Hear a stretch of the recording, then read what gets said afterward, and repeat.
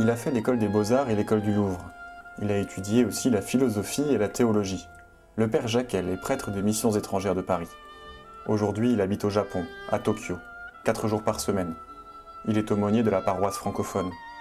Le reste du temps, il se retire, dans les montagnes, seul, au milieu de nulle part. Et là, il peint, il dessine, il façonne. Pour moi, c'est un tout.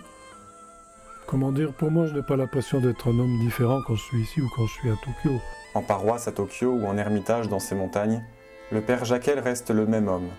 Qu'il soit en train de prêcher aux fidèles ou en train de modeler une de ses œuvres, il a une identité, une seule.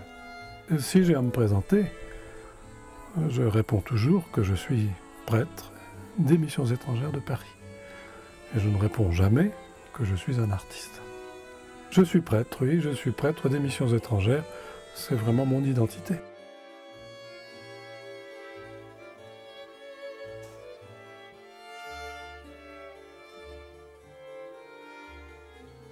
Se retirer dans la solitude est une manière pour le missionnaire de prendre du temps, de trouver un équilibre, de se ressourcer, de vivre. Sa passion pour l'art, il ne peut s'en passer. J'ai le sentiment que tout ce qui touche à la beauté m'a toujours intéressé. Et que je ne peux pas vraiment vivre en faisant abstraction de ça. La vie missionnaire n'est pas sans difficulté, on s'en doute. Loin de ses racines, loin de son pays et de ses proches, le missionnaire doit trouver un équilibre de vie.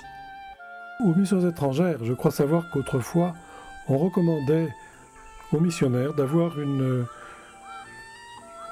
hobby, un violon d'ingre, ou de cultiver une passion, de cultiver une recherche, quelque chose vraiment qui vous intéresse personnellement. Bon, il y a des gens qui sont devenus botanistes, par exemple, ou d'autres qui sont intéressés à la géologie, d'autres encore à l'histoire, etc. Enfin, qui ont cultivé des passions. Ils étaient tous prêtres, d'abord. Ensuite, ils étaient botanistes, paléontologues, historiens, architectes. Certains sont devenus connus, reconnus, célèbres. Peut-être qu'un jour on reconnaîtra aussi la valeur des travaux du père Jacquel, le missionnaire artiste.